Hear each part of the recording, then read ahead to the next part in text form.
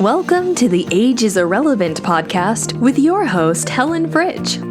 Helen is a 60-plus lifelong competitive athlete, flight attendant, published fitness model, writer, IFBB bodybuilding pro, and certified wine specialist who believes that your age is irrelevant to pursue goals, dreams, and desires. Are you a woman in her 40s, 50s, 60s, and beyond who still has a burning desire to pursue a dream or a passion? Are you thinking about starting a new chapter in your life, but you're hesitant, thinking that you might be too old or just don't know where to begin?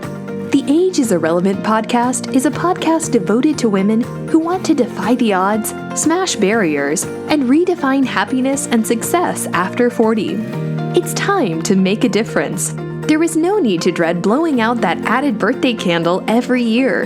A new movement is slowly taking momentum, where being over the hill just isn't relevant anymore. Age labels are being thrown out the window, and women are rediscovering the strength within themselves to make a difference, not only within their own lives, but also touching and inspiring the lives of other women. Join Helen as she and her guests discuss all aspects of aging after 40 and how to make the aging process and those twilight years more rewarding, exciting, and fun. Hello, and welcome to the Age is Irrelevant podcast. I'm your host, Helen Fritsch. This is episode number 79, and I am officially starting my 5th year as a podcaster. I want to thank you all for being such great listeners, and I also want to thank all my wonderful guests. If you go to my website, ageisirrelevant.com, I have pictures of everyone that I've interviewed up to this point, and it is just so amazing to look back and see how many inspirational and motivational women there are out there, and I look forward to interviewing more in the future. So I'm releasing this podcast today. It's on a Monday, and we normally associate Mondays as Motivational Monday or Mindset Monday, and that pretty much describes my next guest. I'm interviewing 46-year-old Darlene Santore. Now, Darlene is a board-certified occupational therapist. She's a leadership advisor to top CEOs around the country. She's a mental skills coach to professional athletes. She's a motivational speaker, and she is my friend. And I have had the pleasure and the honor of listening to her as a keynote speaker at some seminars and conferences, as well as we both train with the same personal trainer. So I was thrilled that she was able to carve out some time to do this podcast because she is so filled with so many amazing thoughts and words as far as mindset is concerned, as far as motivation is concerned. We talked about being stuck. We talked about there is no failure, only feedback. We talked about the consistency of having a positive mindset. And we really got into letting your thoughts come through as visitors and not tenants, because a lot of times we let them be tenants, then that's how we get stuck. So we had a very candid, fun conversation. I was taking notes left and right. I highly recommend you get a pad and a pen because so many great things came out of her mouth. You could make little quotes and put little sticky notes around your house just to even motivate you with a lot of the things that she said in this interview. So without further ado, here's my interview with Coach Dar. I know you'll love it. Hi, Coach Dar. Welcome to the show. Thank you so much for having me on. I am super stoked. For my listeners, I am talking to 46-year-old Coach Darlene Santore. Now, Darlene is a board-certified occupational therapist. She's a mental strength and conditioning coach. She's the first occupational therapist to coach and consult for all 4 major sports leagues, the NBA, the NHL, the NFL, the MLB, as well as the MLS, the PGA, and professional boxing. She's the founder of Performance Meets Purpose Consulting. She was voted the WNBA's Most Inspiring Woman of 2017. She's an author and has a book coming out in early 2023 that we'll talk about. A business executive. It has had a lot of really interesting and amazing roles.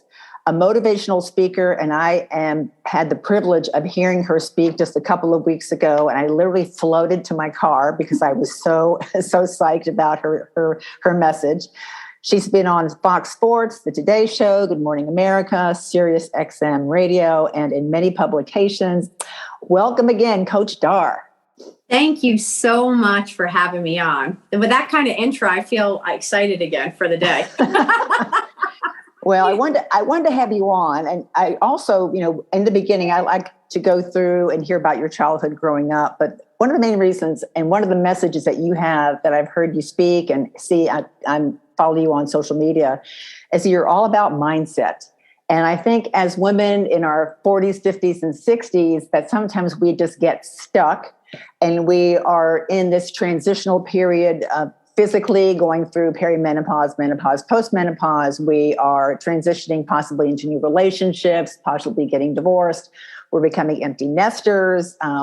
We might be changing jobs. We might even be retiring. And all of a sudden, we look back and time has flown by. I just turned 65 in July and I thought, oh my God, where's all the time gone? So I just think that, having a positive mindset, regardless of what stage you're in, is going to help you get through that stage and help you get unstuck.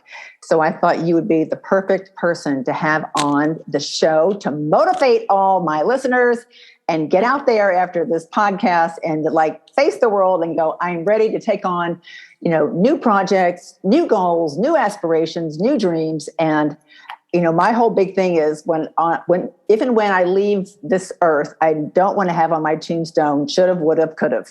I want to be happy that I've had a great life and I fulfilled everything on my bucket list. So yes. I like to say, I want to slide into home plate into heaven and say, there we go. I did everything I could and go on empty, meaning I left everything out on the field there. Oh, I love that. That's a great analogy. That's great. Yeah. So let's talk about your family life, like where you were born, where you grew up, and all that fun stuff. Grew up in Connecticut. My whole family is pretty much all in the tri-state area there. We have family between New York, Connecticut, New Jersey. They're very Italian. It's like The Sopranos. Just go to my house and you could watch this episode of The Sopranos. But I loved it. We grew up in a small town on the shoreline in Connecticut and grateful for just the community and the town that we grew up in because it was that small town, East Coast, which definitely teaches you how to be resilient and bounce back because you truly, when you come from the East Coast in that manner, you just learn grit. You have to be able to be gritty, but not in a hardened way, but just, how to be resilient because life is going to throw some stuff at you and people are like, well, just pull your pants back up and let's go. Right. Exactly. Mm-hmm. So, how many siblings do you have? So I have an older sister. So her and we're 4 years apart.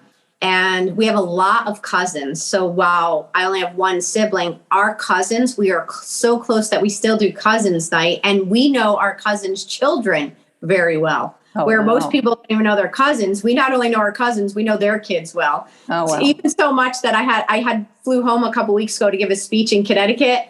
And my cousin's daughter said, she's now in college. And she said, Dar, can I come with you to see your speech? So it was so sweet and endearing, but my cousin's daughter even wanted to be, hang out and be around. So I'm grateful for the family that we have. Isn't that the greatest feeling? Yes. It really, really is. So tell us about once you left the nest, what were your goals, ambitions? What were your, likes and dislikes? What did you want to pursue? Well, what happened was when I was growing up, we didn't have a lot, but my mother, she was amazing. I mean, she truly was my best friend and she passed about 3 years ago, but I saw her, she was a barber. My dad was a tool and die maker. So we didn't have a lot, but she worked sometimes 3 jobs. And I just saw them struggle all the time. Just even to get groceries could be an argument because there wasn't enough money. And when I was from an early age, I started running in student council at 6th grade, not because I knew what I was doing per se. I just wanted to be a voice for those that didn't have a voice to help affect change. So I could just say that because innately in me, I'm someone who wants to affect change. And then I end up becoming president of my class and helping to lead. I was never one for cliques. I was friends with everyone because I felt everyone should be seen and heard, just like my mom treated everyone. And that really played a huge part in my life and where I am even today, because when my grandfather had a stroke, I was 16 years old, and I saw an occupational therapist start to work on him with his vision and cognition. And I said, "What is that?" And she let me know. And at that time, my father said, "Well, if you're going to go to college," he's like, "you have to know what you're doing." I thought, well, what 16-year-olds knows what they want to do?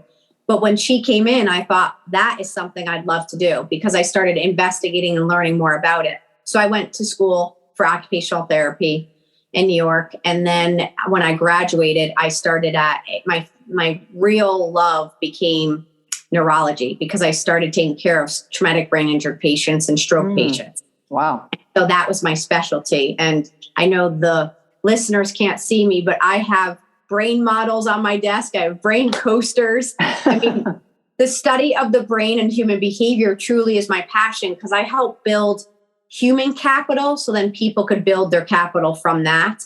But really, it's all around that. And I create hope. I consider myself a hope dealer. Yeah. Oh, I love that. There needs to be more hope dealers in this world, I think.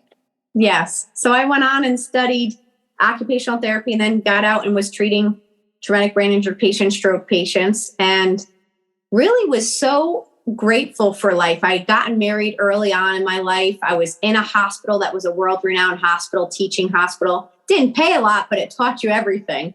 Mm-hmm. And that was the foundation. And I've shared this, you heard me speaking, but I had a stroke early on at 25 from going to see a chiropractor. And when they manipulated my neck, they ripped the artery. And so I was left with a blood clot, which unfortunately had changed a lot of things in my world. But what it did do is it really propelled me to not have so much fear, because they said that this blood clot, if it dislodged any day, I could die.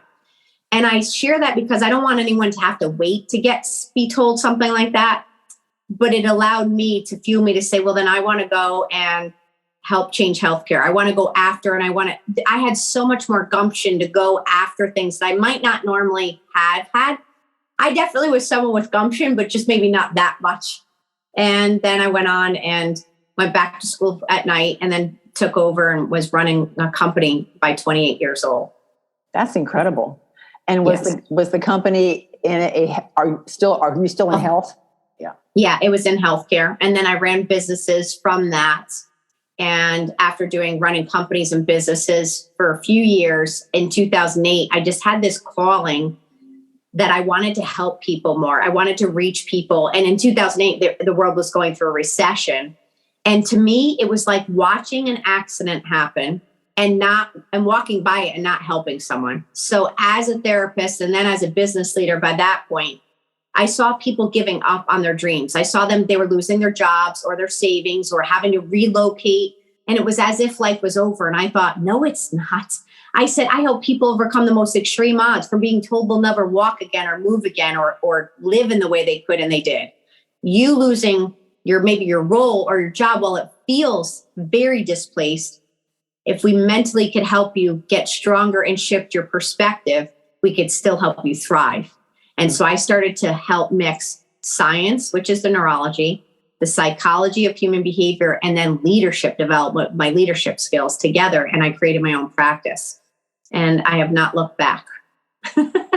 Yeah, well, that's amazing. And, I follow you in social media too. And so every time you speak, I mean, everything that you say, I resonate with. And I just think that, especially with women, we were speaking earlier before we started recording, is that, women our age or in their 40s, 50s, 60s and beyond, sometimes we have a tendency to get stuck. Yes. And that could be because we're hitting midlife, we're hitting the second, chapter of our lives. We're going through physical changes like perimenopause, menopause, postmenopause. So, we're having to deal with these annoying side effects of, these physiological conditions. And not only that, and we're dealing with relationships at home, becoming empty nesters, maybe, getting divorced, changing jobs, retiring. So it's hard. And sometimes you just stop one day and you look in the mirror and you're like, what have I done with my life? Who am I?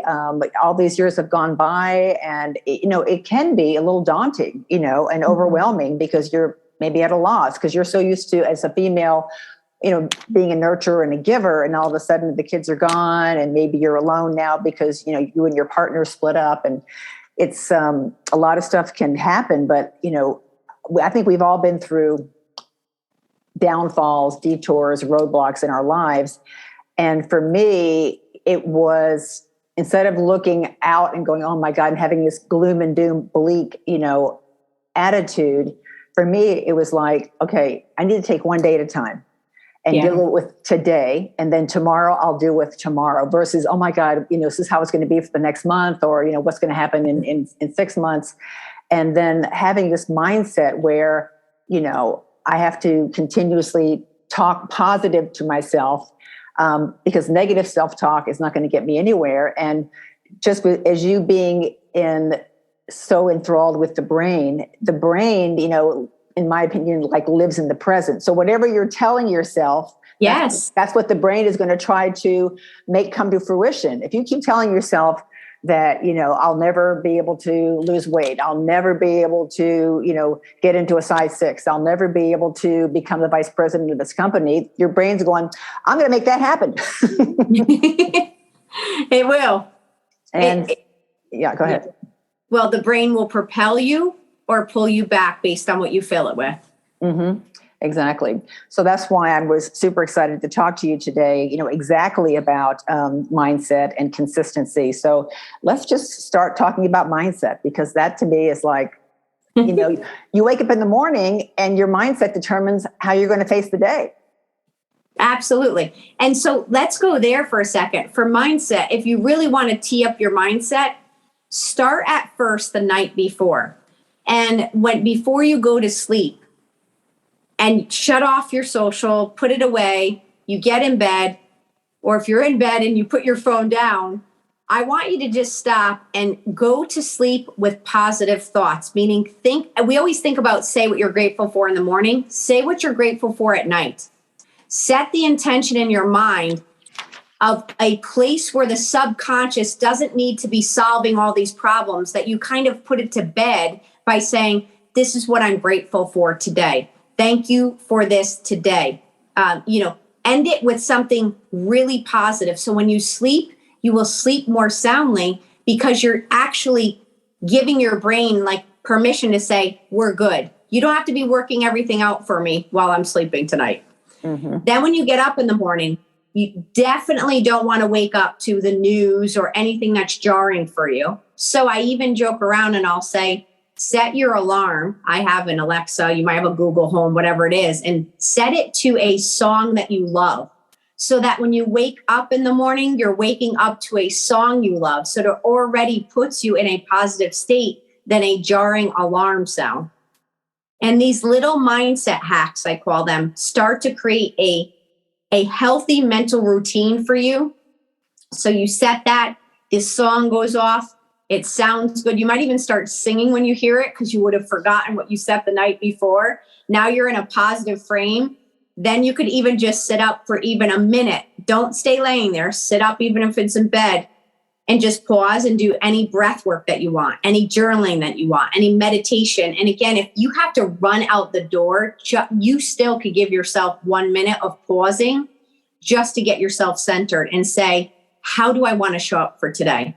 I love Dr. Joe Dispenza. He talks about a lot in quantum physics, but he talks about mindset. And he says that you really can have more control of your day if you set your intention clear in the morning when you want to go. Oh, I have this meeting today. How do I want to show up? See yourself actually showing up confident. See yourself engaging in the day. See whatever it is and how you want it to go. Because honestly, without that, it's all to chance all day. But if at least you give your brain some control and parameters of this is how the day's going, you have more ownership and control of it than versus jarring alarm wakes you up, you get out of bed, you're kind of rushing all over the place and you never even grounded yourself. So how do you think the day's going to go? Not very grounded, more in a state of confusion. And then you end the day with, what the heck just happened all day? So I want you to get a healthy mental routine just by starting small shifts. How you wake up, not turning on anything that's going to make you feel bad. It's very tempting to be looking at your phone, but just even get yourself up. I mean, I have to coach people to say, get up and go brush your teeth first before you look at your phone. Mm-hmm. So a healthy morning routine, get your mindset started. Mental conditioning. I work in pro sports and coaching CEOs around the world. And we work on this all the time. And the greats work on their physical conditioning to stay great all the time. And now they're just starting to realize that their actual competitive advantage is their mental conditioning.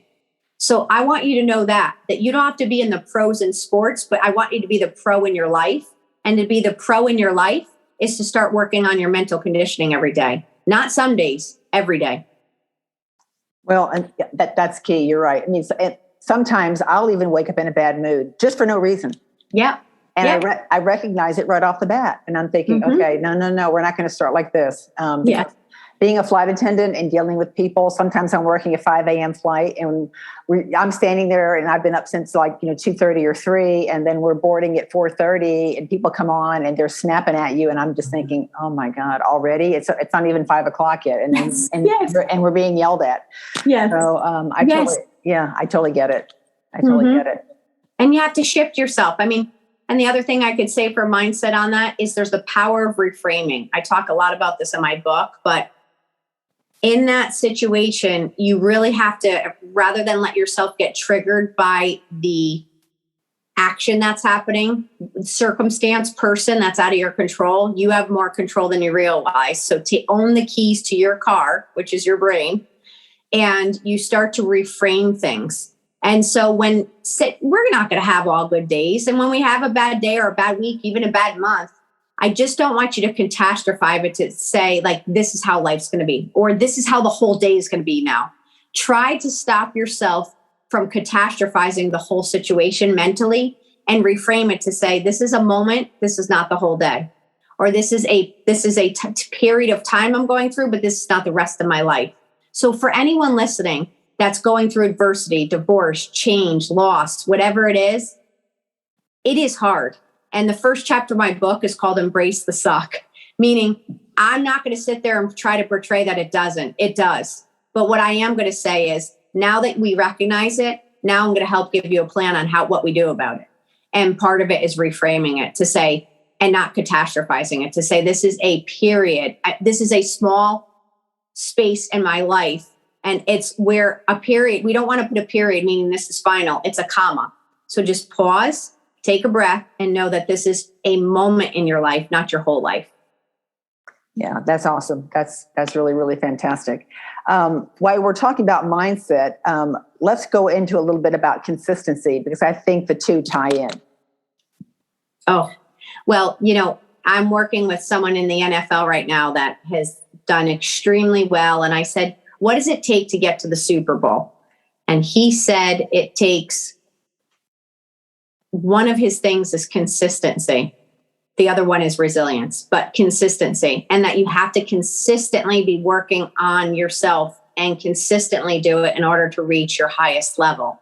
And we know that.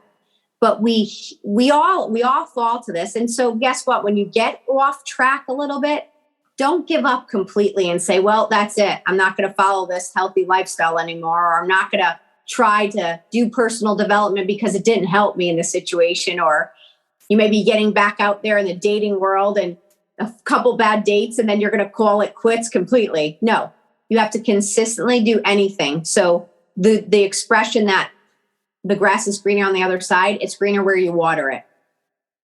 It's greener where you water it. And what I mean by that is greener where you water it is consistency. If you want your health to be better, you need to be consistent at working at it. And whatever fashion you want that to be. If you want your relationships to be good, you need to be pouring deposits into it consistently. If you want your own mental well-being to be better, you need to pour into it. But the key to the game, and all of the greats that I work with for all of these years, is being consistency. And those that are consistent get results. Inconsistency does not. Period. Carried on that one. Yes. Yeah, that's really, really great. And it's kind of funny that you mentioned that too, because one of your quotes is, "There is no failure, only feedback." Yes. And I just think that's, so many of us fail. And we all go through periods. I'm going through like a Mars in retrograde period, I feel right now. I've had all this stuff happen to me in the last couple of weeks. And it is overwhelming. But at the same time, it's like, you know what, it's okay. This is what's going on today. You just have to be patient. And, but, being a bodybuilder too, you prep for 12, 16, 20 weeks, you get on stage, you don't place where you wanted to place. I could be looking at that as a complete failure and I don't want to do this anymore. But, or the other side would be, okay, well, I'm going to get the judge's feedback and then I'm going to go ahead and try to make the improvements so I place better, the next time. Right. So, even that is, I truly, truly mean this, that we don't ever really fail unless we completely give up altogether and quit on life, which means you'd be taking yourself out of the game of life. That's the only way you ever really end, is when it's the end. But if you're listening to this, you haven't failed. You've only just learned something, feedback. And so everything is feedback. So if something doesn't work out, so you didn't place, that is an opportunity for feedback. And like you said, it's how you reframed and saw in perspective of what it was. If someone applies for a job and they don't get it, well, ask for some feedback on how you can make yourself better. And I talk a lot about feedback in here because oftentimes in the everyday world, in the workplace, we get a performance review once a year and we think that's horrible. We're like, oh, I don't want to have that. And I want to say to you, the greats that I work with in sports have to watch their own film and get feedback and a review every day, every single day. And by the way, it's not just by their boss, it's the whole world. Mm-hmm. So they're extremely exposed. But you know what they got good at? If they didn't do well, they gathered the feedback, they applied it and got back up and tried again the next day. And that's why they continue to grow and be great. So if you want to be great in your life, in any area, seek the feedback from all situations, adversity, in good and bad times. Constantly be seeking feedback so that you could learn, how can I get better in this? And when you go and ask people in your circle or your world, whatever you want to grow on, say, I want to grow in this area. Is there anything you could see that I could do better? And the more you do it, you build muscle. So that when you receive it, it doesn't sting as much. You go, okay, well, now you just take it as information rather than taking it personal. And when you take it as information and you apply it, you start looking at feedback as fuel, not as something that you fear. Yeah, no, that's really, really a great analogy. I love that. You also made a comment too. I have all these little quotes down because they've all hit home. That we were talking about thoughts. Let your thoughts come through as visitors, not tenants. Yes. So what happens is we start to park our thoughts as tenants and they stay there and they're staying there way longer than they need to. And now you're on this rabbit hole. And then you start to believe those thoughts versus a feeling comes through, a thought comes through, you take it for what it is. And then as it's coming through, like a visitor, you kind of just assess the situation from it. And then every visitor has its expiration and it's time to go. They don't set up shop and become a tenant in your house here. You're not taking on another dependent. So you want your thoughts to come in, learn from them, and come out. Let them just visit with you, take the information that you need, and then they move on. But what we tend to do is we harbor on something. So say you gave a bad presentation and you get home and all day you're like, I'm awful. Why did I do that? And you keep perseverating on the same thought. Now, that's common to do for a little bit, but then you have to be the person that's the guard of your mind. You stand guard at the gate of your mind and you go, hold up, visitor. If I let you through, you're going to come in and you're going to exit right out here. You don't let it come and occupy your mind where you're sitting there for the next 5 days going, oh, you could have done better. You could have done better. Do you know how bad you are? And you just keep perseverating on. That's letting a thought take tenant in your space, in your mind. And all that's going to do is take you down a rabbit trail, which we've all felt. It does not serve us. So if you want to get stronger mentally and you want to go from stuck to unstuck, you start letting your thoughts come in and ask yourself, is this true or false? Is this going to help me or hurt me? Do I need this information or not? Based on how you answer that, it gets to either stay or go. So you get to decide. I'm sharing this because I want people to understand that they have more control than they realize of their reality, of their mind, of how they feel. So when you realize this, you then can take ownership of it and you could start doing something about it. Because sometimes what gets us stuck is we feel we have no more power. And you have more power than you realize inside you. Yeah, well, and to me, in my opinion, that's all about choices too. I mean, a lot of times I'll see stuff that I've done or other people have done, and I'm like, well, you are where you are because of the choices that you made. And so if I'm going through a little season of discontent, let's just say, I finally, looking back, thinking, okay, well, I put myself there and I chose to stay there. That's right. I chose to wallow in that. Right.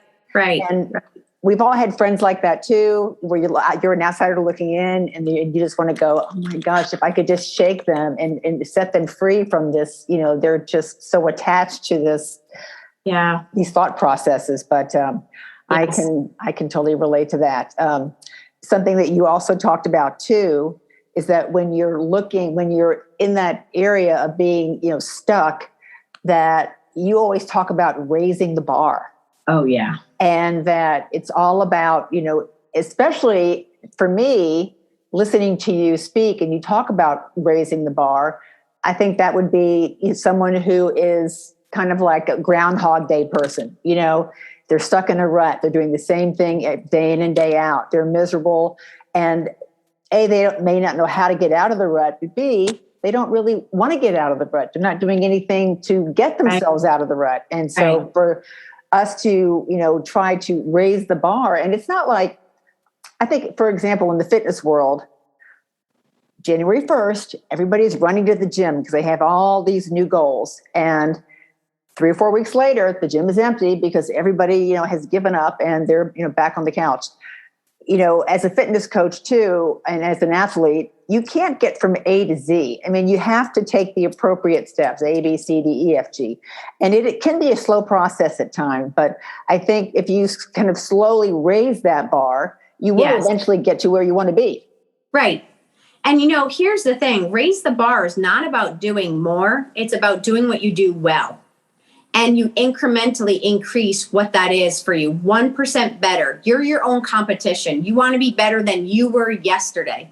That's how you raise the bar. And slowly you start inclining to your peak and optimizing because you start elevating your standards. You start going 1% better. So when you're trying to get fit, to start to think you're going to go 0 to 100, be at that end result in no time is setting you up for failure. But if you say, hey, I'm going to raise the bar, and my thinking, my training, my standards, how I hold myself accountable, you're raising the bar and your standards. You're raising the bar and your level of excellence. When you start shifting your mindset to that, now you're going, okay, well, who is the person that I want to become? It's someone who wins this championship in this. Well, how does a champion wake up every day? How does a champion go after their day every day? You start to actually work towards the image of what you want to become, and you raise the bar and the elevating of your thinking. Because what happens is, I think people don't even realize the level that they could go to. Mental limiting beliefs stop us. Mm-hmm. So then we don't our bar goes lower than we think. Mm-hmm. And then sometimes if you have setbacks, you say, well, maybe that's not realistic, so I'm going to lower the bar. When it was just helping you build your resiliency, it wasn't that you need to lower the bar. Someone had a really good example of this weekend. This guy said that his mom wanted him to, he didn't get married till he was 40.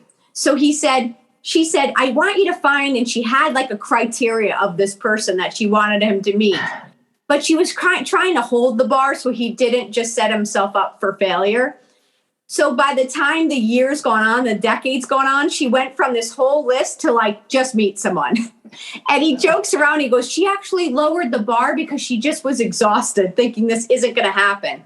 And the person that he ended up marrying was exactly what his mom would want him to marry, in the sense of just a good quality person. So I'm saying for you, sometimes time tricks us to say, well, then we're just going to lower the bar. Mm-hmm. Don't let the time and what it takes you reaching your goal lower the bar.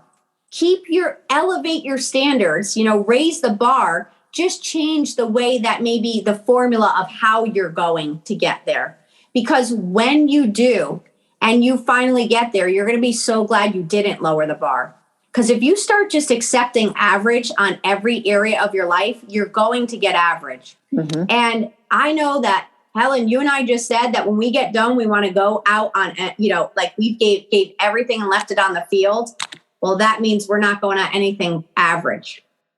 So raising the bar is just raising your standards, because I don't know about you, but I feel in this world where we have a place where people could show up at work and give minimal effort, and that's accepted because we're just trying to find people to fill jobs because it's hard to find quality people.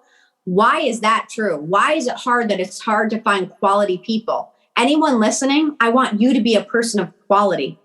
And that's a standard. That's a bar setting that when they see you and they meet you, they know they have quality in front of them.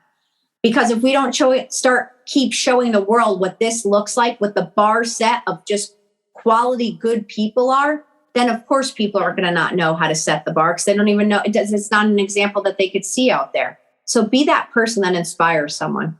Yeah, no, I think that's great. And I think especially right now with women, in their 40s, 50s, and 60s, going through this, second chapter of their life or getting ready to start. I mean, for me personally, I've never, ever thought, oh my God, I'm dreading turning 40. I'm dreading turning 50. I'm dreading turning 60. Oh my God, 65. Now I'm officially old, and now I can, I'm going to start receiving Medicare and, all that other stuff. People are asking me about, when are you going to retire and all that stuff. I'm excited. I mean, I'm still like living, my 50s were awesome. My 60s so far have been great.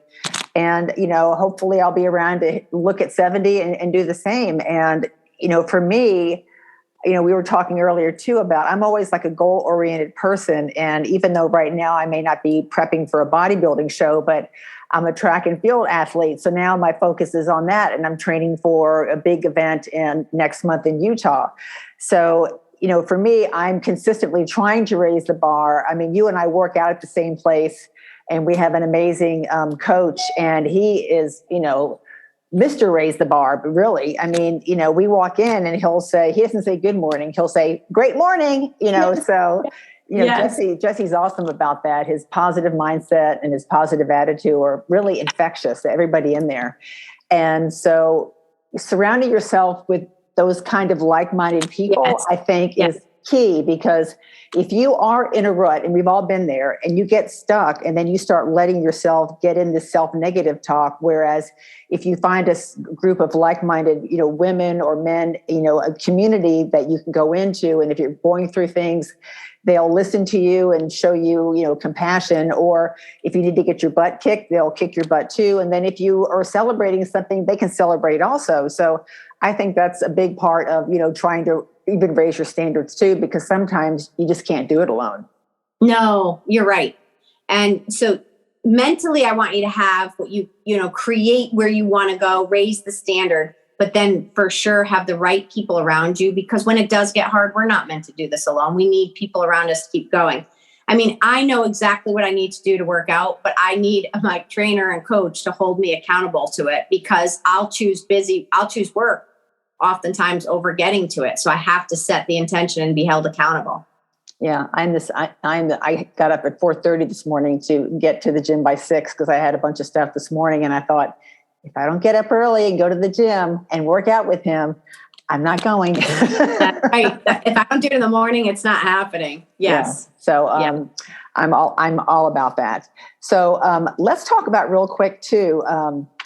I attended a conference a couple weeks ago, actually last month. It was called A Powerhouse Woman. Our mutual friend, Lindsay Schwartz, is the founder. And it's an amazing community, and you were one of the keynote speakers, and your speech, in my opinion, was just off the charts. And you had a great analogy. You brought some actual real weights with you on stage, and you talked about rise. And so if you could talk briefly about that, because to me, that was just so motivating and so inspirational. It was great. So every year I try to create a message that's going to help inspire. And I sit and I think about where we are, what's needed, and I put some points together. And this year I wrote a speech called Rise. And the R stands for, in order to rise, you have to 1R, release the weight that is holding you back. So what is the mental weight that's holding you back? And so often the weights that are holding us back are the need of approval from people that holds us back, shame that we might be living with, comparison of others is holding us back from rising. So we think, oh, well, look at what they're doing. I don't know. Can I do that? Maybe I shouldn't. So then you don't actually go do it because you're comparing yourself to someone else versus just trying it and seeing where you go. Because anyone that you're looking at, by the way, one, it's either real or fake, because sometimes it's just images that we see on social that's created. Two, it could be that, yeah, maybe they just put more effort or hours into it and they're just ahead of you, but that doesn't mean you can't get there. So really, that's why I said a point earlier, your only competition is who you were yesterday, not anyone else. And when you're truly focusing on you and your goals, you're not worried about everyone else because you don't even have time to. You're so focused on what you need to get done. But you want to release that shame, that guilt, that need of approval, the comparison trap. And by the way, on approval, think about it. We're trying to seek approval from oftentimes the people we don't even know. We don't even know who they are, yet we're waiting for their approval. Who are they? They don't even know you. And you want their approval? Mm-hmm. And if you don't get it, you keep trying to seek it. That's the whole fame trap. People are trying to get to a certain level because they'll say, well, now I've made it. By the way, it keeps going. It just keeps going. It's a relentless way to start to feel unfulfilled. So get out of that need of approval, especially from the people that don't even know you. And so put that in kind of place. So that's releasing, really. And the other thing is releasing the mental weight. It could be a habit that you have, that you're doing, that you know is holding you up. Write it down and say, write down the things that are weighing you down. Is it the habits? Is it the routines? Is it the thoughts that you have? Is it the people around you that are negative weights? Is it the environment that you keep going to?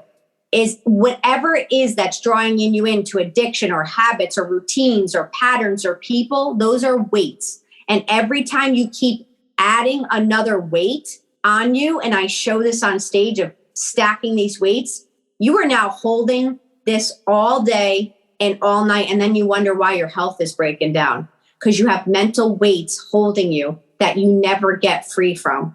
And it becomes a point where your body says enough and you drop the weights because you can't do it anymore. And sometimes I want you to know adversity is the greatest gift because it's that moment that you go, enough, I can't hold it anymore. And I want to say, yes, thank you, because you were never meant to hold all that weight anyways. So now you're free.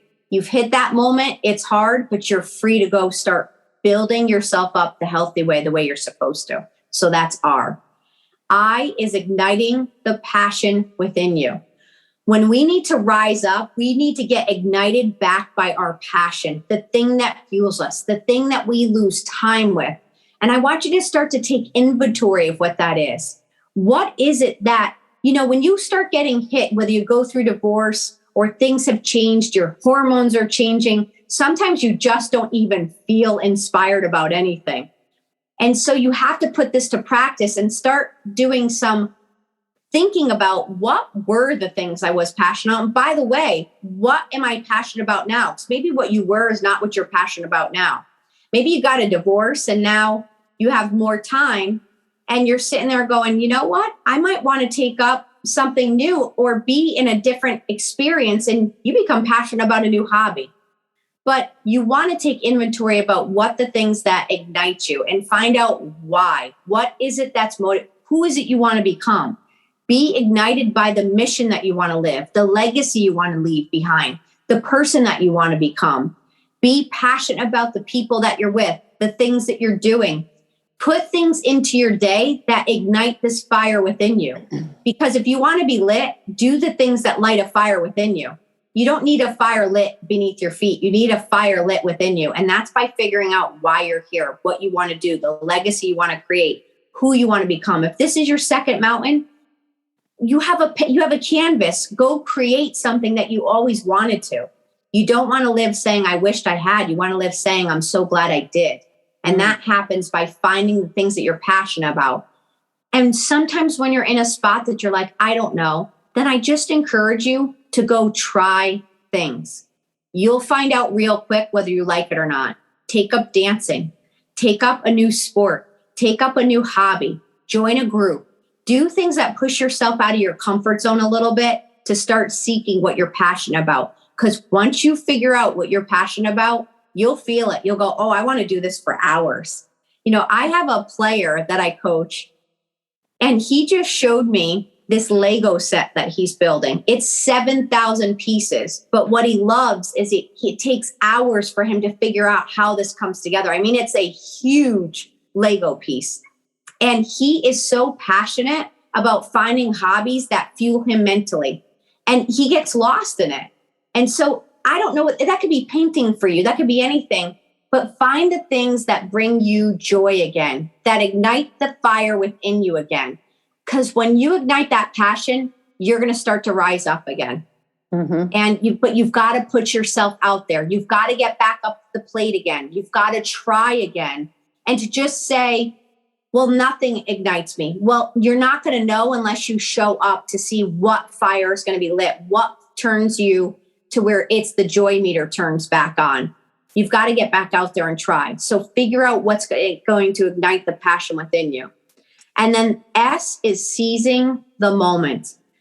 So often we get so comfortable in our comfort zones, good or bad. It could be a bad relationship, a bad job, a bad routine. And it's comfortable, even though we know it's not good. And we're no longer seizing moments because we're staying in our comfort zone. And so I want you to seize the moment by saying yes to the things you really want to do and no to the things you know are not helping you anymore. People, places, routines, habits, whatever it may be. Boundaries are important to your time. Start saying no to the things you have to say no to so you could say yes and seize the moment to the things you do. Because I'm trying to get this joy lit back within you. And in order to do that, we have to have the time, the ability to show up for it. So, you know, you might have someone asking you to help on a bunch of things, but you just do it out of really people pleasing versus what you really want to do. So the goal in the coaching for someone like that would be to say no, thanks for thinking of me, because I really am trying to step into my best version and do the things that I really love and could utilize my skills so I could say yes to the things that I want to. I found after having 3 strokes, I've had to be really good at setting boundaries because everyone will say to me, can I pick your brain? Can I have a few minutes of your time? And I had to stop and say, I can only give so much time to everyone because then I have no time for me if I keep giving to everyone else. So I had to start saying no so I could say yes to the things that I wanted to in life. So seize the moments when they come. If you get the opportunity to go somewhere and you want to, go. If you get the opportunity to join a group or you get the courage enough to go try something, go do it. What's the worst that could happen? It doesn't work out? Well, then you're back at square one where you are anyways. Don't let fear hold you back from living your life. Go seize the moment. And then the last one is elevating your standards and your mindset. You cannot rise if you don't elevate, which we've already talked about mindset. If you don't elevate to where you want to go, to lifting the mental limitations off and elevating your standards and what you believe can be, well, then you will stay the same. And if you don't like where you are, then it's time to change. And even if you do like where you are, but you know there's more in you, then elevate that standard, elevate your thinking, elevate your mindset. Find people and ways that will come alongside you to hold you accountable to that too. Listen to new things, try new things, get someone that's going to hold you accountable, and be around people that are elevating the standards in the ways that you like to, that you want to. Because by being in proximity with people that are living the lifestyle that you love and want, you then are going to elevate. It's just what happens. You are the people you associate with. So if you are in the gym and you're around people that are in the gym, of course, you're going to elevate to a healthier choice and you're going to elevate to a healthier lifestyle. But if your goal is to get healthy, but you keep hanging around people that they don't really care about it, they don't care what they eat, they don't care what they're taking in at all, well, then what do you think is going to happen to you by default? You potentially will fall because you're not setting up your environment to succeed. Mm-hmm. So elevate your mindset by elevating your environment too. And that will help you so that you could succeed. If you want to be a better version of you, create what that looks like and then say every day, what would it look like? What would I have to do today that gets me towards the person I want to become today and tomorrow? And then when you do this, you rise up. We all were just like at the end of your speech, just like cheering, clapping. I mean, it was just really so. And I took a picture of you that was just, that was great. Yeah, the joy on your face was just like so. I mean, you just were glowing, and it was just it was cute when you reached out and said, "Can I have that picture?" You know, you sent to my dad, and I'm like, yeah, you were definitely glowing. It was just. I mean, I hate that my listeners weren't there in person to see you literally putting all these weights on top of each other, and you're holding these weights. And I thought this is the greatest analogy because we all walk around with weights every single day. And it could be a 5-pound weight or they could be a 50-pound weight. And I think sometimes we're so used to carrying around that 50-pound weight, we don't even know what it's like to feel good anymore. And I'm especially getting that as an online fitness and nutrition coach because I will be dealing with women. And one of the first things I ask is write down 3 days worth of food. And, every single woman doesn't eat enough food. Every single woman's afraid of eating carbs. And then when we start them on this, new nutrition program and then this weight resistance training and cardio, they're so shocked that they're eating all this food and they're losing weight. And all of a sudden they feel great and their energy. And it's just like you said earlier, you're so used to feeling bad that you don't even know what feeling good is anymore. That's right. You really don't. And you just start operating and feeling bad and that becomes your new normal. But that doesn't have to be the normal you have to live in. Right. And one of the things I do too, I'm looking at my refrigerator as you're talking, is that, especially when I get into contest prep zone, is that I put Post-it notes on my doors, like the door going out to my garage, on my refrigerator, and on the bathroom mirror that I see every single day.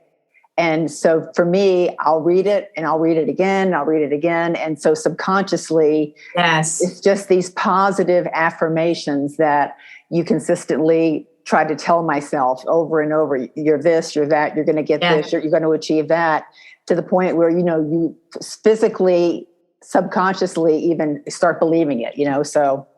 Yes. It's true. And you do believe what you tell yourself over time. So make sure it's something positive that you want to become versus feeding it the negative. Right. So let's see. And one more thing before we finish up. You talked about people's approval, and I thought this was hilarious. Waiting for people's approval is like waiting for it to snow in Miami. It's not happening. So true. We wait and wait and wait. And one day I just thought, gosh, waiting is like waiting for it to snow. It's in Miami. It's not happening. You're waiting for someone's approval that probably is never coming. And by the way, even if they gave you the approval, it's not going to change your life. You don't need anyone's approval. You already are approved. You're here today. You have a purpose. You have meaning in your life. You are needed in this world. We need you to rise up. We need you to show up. Truly, every person has something that contributes to this world. Now make the choice, answer the call to go and use your gift to meet the world's needs, and then everyone rises up. When you show up with that kind of intention that you have something that the world needs, you're going to show up so much better because you're going to be like, I have a gift to share. You don't even have pressure on you anymore because you're like, oh, I have something to share. Not because it's ego. It's coming because you're going to need this. It's a gift. I promise you. and you show up with that kind of conviction to your life, that's purpose driven every day. You will be totally fulfilled. And when something hits you, you will bounce back much faster because you now have a reason. You have an understanding. You have clarity of thought. You have a true foundation that it's not cracked anymore. You can stand steady from that and rise up. Right. And to finish up, which is the perfect tie-in, stop coasting and start living. Yes. Yes. No coasting. No more coasting. You want to start living more. Yeah. You have so many little sayings and I hope my listeners, once I get all your social media info and everything, start following you, because everything that you put out there is just so inspirational. So if people do want to reach out to you for possible coaching, or they want to start following you on social media for some inspiration and motivation, how can they do that? So you could go to coachdar.com. So that's my website. And by the way, if you go to coachdar.com, it will pop up the launching of my book. So my book let's talk about that, of course. Yes. Sure. But the book is The Art of Bouncing Back. It launches on February 28th, but you could pre-order it now. So, and I give actually, when you pre-order it now, there is a gift that you get with it. So you'll get actually a whole, basically game plan that I share that normally you wouldn't be able to get unless you were listening to me speaking. So you could get that. So please go and check that out. And it's The Art of Bouncing Back. You could always get one and pay one forward to someone, because we're all either going into a mess in it or just came out of it. We're bouncing back from something every day. Right. Yeah. No, I'm definitely going to get the book for sure. And what about social media? So I'm very active on Instagram. It's at the Coach Dar. So I just want to say something. My account, there seems to be so many hackers out right now. So many of my friends, people I know, that people are trying to create accounts. And someone just created an account called The Coach, and then it was .dar, and it was sending requests to follow. So people thought, oh, Dar must be asking me to follow her again. That's not my account. My account is THE, The Coach Dar. No periods, no extra R after it. And I just want to say to people, be very savvy on this, because anyone you follow, any person you follow, accounts are coming up with one extra letter or one dot and asking you to request a friend or DMing you, and you'll think it's the person when it's not. So it's just kind of what we're dealing with. But on Instagram is The Coach Dar, and I put a lot of content out there to inspire every day. So you could follow on that. Facebook is Darlene Santore. But if you go to coachdar.com, all of my widgets for all social media is there to follow you directly to it. And I lastly have a show every morning, Monday through Friday, unless I'm traveling, at 10 a.m. And it's 5 minutes of mental fuel called Awakening Greatness, a Daily Dose of Dar on Fireside. Fireside is an app started by Mark Cuban, and it's a platform that you get to listen to all shows, people live, and we sometimes do open audiences for people to come on live. But that is Fireside. And you can download it, and Darlene Santore is what you'd look for to find my show, and you can listen back. But every day you can get mental fuel free for 5 minutes. Oh, well, I'm signing up for that. Yep. So every day I'm on, unless I'm up in the air traveling or speaking. That's awesome. Well, thank you so much for spending an hour with me, inspiring, motivating. I know I keep preaching about this, but I think, women, in our age area, need this type of motivation to get unstuck and to fulfill their dreams, and really at the end of their life, look back and have no regrets. Yeah. And truly, we know in these stages of our life that the world has taught us that as if there is this decline that happens. You don't have to give up on life because of a number. Mind over matter. If you don't mind, it doesn't matter. So don't let it mind. Don't let it get into your mind. The age is just a number. You age by how you feel, and that's by what you start telling yourself. So start speaking life into yourself, that the best years are the years ahead of you. It doesn't have to be the worst. It can be the best. And you have a choice on how you get to live that out. And Helen, you are a living example of that. And you inspire me, because you truly are paving the way to show people that it is a choice, and you could still live a great life, no matter what age it is, and feel, not only look good, but feel good. And that's a mental and a soul-filled space that you're saying that from.